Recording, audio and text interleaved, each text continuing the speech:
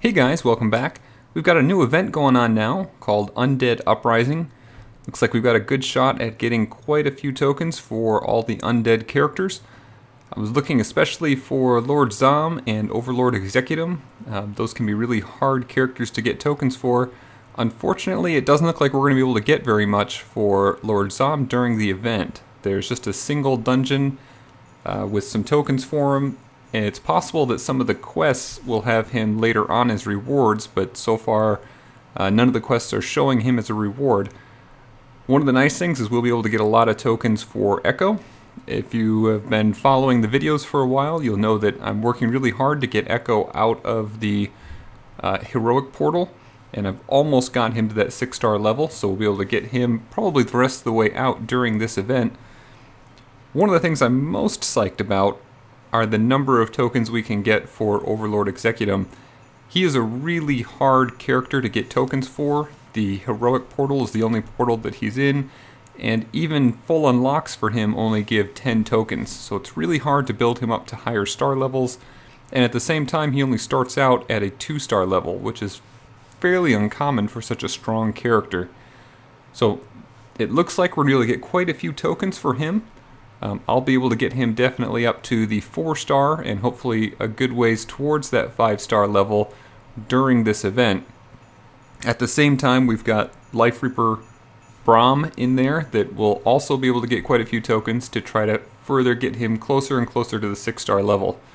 So I think this is a great event we were able to get from them. Thanks again to the devs for bringing this forward. Let's take a look at some of the quests.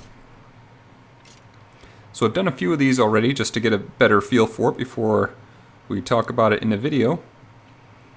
So it looks like on the medium level I went through, I did it about 5 times. You can see you get Overlord Executum tokens for completion, which means you could do these with the quick loot as well.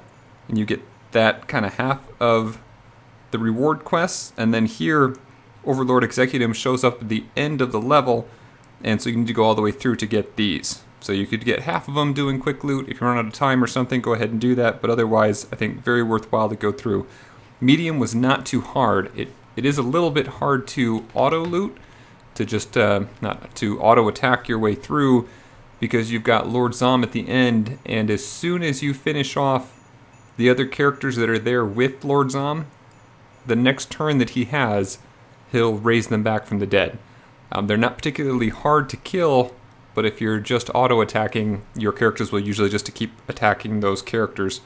So it makes it a little bit of a pain to just auto-attack through, but otherwise a very easy set of levels. The easy version as well shouldn't pose any real threat. No trick to getting through there.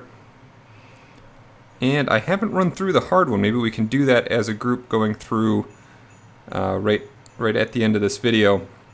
And then Yasmin Bloom, I haven't seen her yet, so she may show up in the hard level as well. But like I said, really looking forward to these Overlord Executum tokens. The other thing is that we've got to use just our undead team for that last level, so that's really going to add some complication to the hard level. Alright, that's most of it. We can go ahead and try that out. I've actually got a few more tokens that I need to get Overlord Executum up to that next star level, but we will try the event dungeon anyway. Like I said, first time through, so I'm sure there'll be some learning in this process. Go through here, and if we can get through, we see that we can get a token drop for Lord Zom, and there may be some trick to it, so we'll see how it goes. We're going to have a bunch of Alexandros. Well, it looks like this will probably be part of the boss, Augustus. So some healing, some resurrection, and we've got Yasmin Bloom, who's going to do extra damage with that Pwn Undead skill. Alright, let's make our party up. So I think we're going to have a similar situation we had before, where there's no dedicated healer. Let's see. I want to start with King Yorick. Luckily he's up to 5-star now, so he should be a solid help. And then I think I want to go with Overlord Executum. And I'm thinking Life Reaper and Lord Zom. So I'm leaving out Echo. I think he's probably the weakest of the characters, of the undead characters. Probably not the best one to bring in.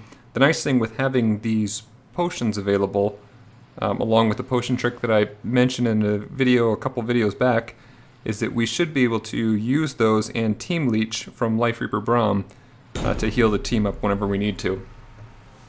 Obviously putting King York there at the front, trying to make sure that we have the ability to put Marked for Death on whoever we want, and make use of that for as much time as possible. So we're going to have 2 normal speed characters and 2 slow speed characters, so we'll probably end up taking quite a few hits early on.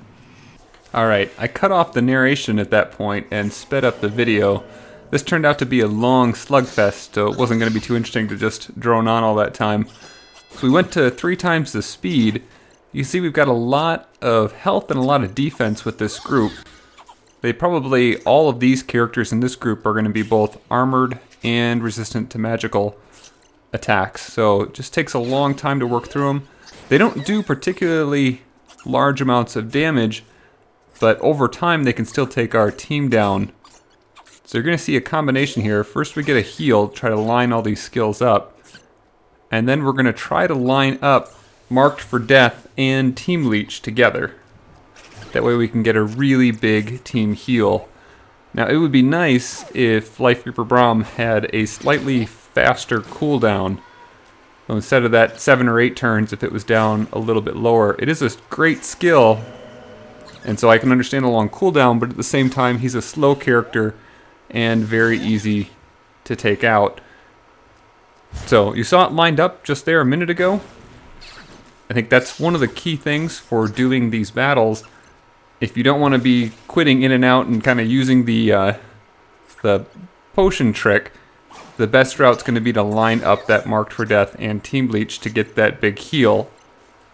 And if you need, you can use the energy potions to try to, especially for Life Reaper Braum, to get his cooldown done instantly. I think the cooldown for Marked for Death is only 5 turns. And like I said, Life Reaper Braum's is a couple extra turns beyond that, so you're going to be waiting for it each time. So here again, we're just taking a lot of hits, wears them down over time. And let's see. I've got another point to make coming up pretty soon. I did end up using their skills fairly often, just about as quickly as they were ready, so I could continue to wear down these teams. They just take so much damage. So much work to take them out. One nice thing for these Alexandros type characters that we're fighting here, they have a weakness to spirit attacks.